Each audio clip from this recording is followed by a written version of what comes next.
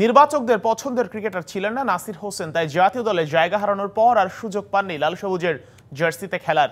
1.5 বছরের নিষেধাজ্ঞা কাটিয়ে মাঠে ফিরে এমন গুরুতর অভিযোগ নাসির হোসেনের। বললেন এখনো স্বপ্ন দেখেন আবারও জাতীয় দলের হয়ে খেলার।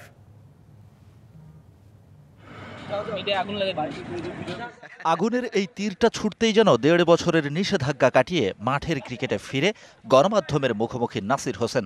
সেই তীর যথারীতি বিসিবির নির্বাচকদের দিকে। সেই কর্তাদের অপছন্দের পাত্র হওয়ার কারণেই নাকি আন্তর্জাতিক ক্রিকেট থেকে নির্বাসিত নাসির হোসেন। আমার চোখে যাকে খারাপ লাগবে 2 বছর পর যখন এখানে আরেকজন আসবে তার চোখে তাকে ভালো লাগতে পারে।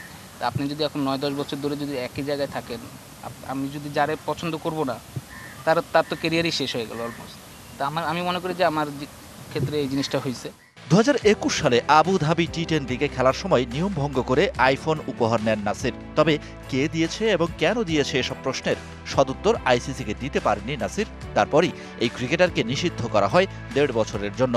তবে এসব নিয়ে কোনো অনুশোচনা নেই এই ক্রিকেটারের।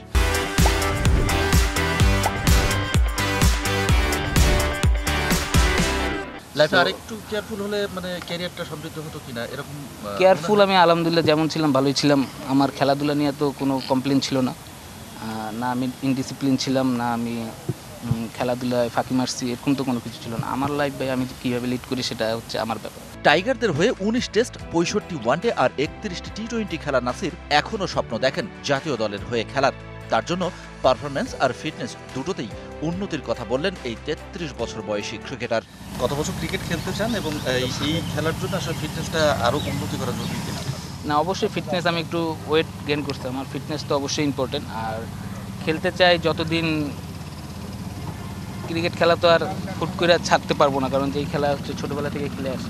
একসময় টাইগার স্কোয়াডে ফিনিশার তকমা পাওয়া নাসির হোসেন তারকা খ্যাতি হারান নিজের উত্থানের মতোই দ্রুত গতির পতনে। তাই বোধহয় তার সেই অর্জনের সুনাম আর পরবর্তীতে সঙ্গী হওয়া বদনাম মিলিয়ে যথেষ্ট বিব্রত এখনকার নাসির হোসেন। এগুলা হচ্ছে ভুয়া কথা ভাই, তারকা মারকা বলে কিছু নাই ভাই।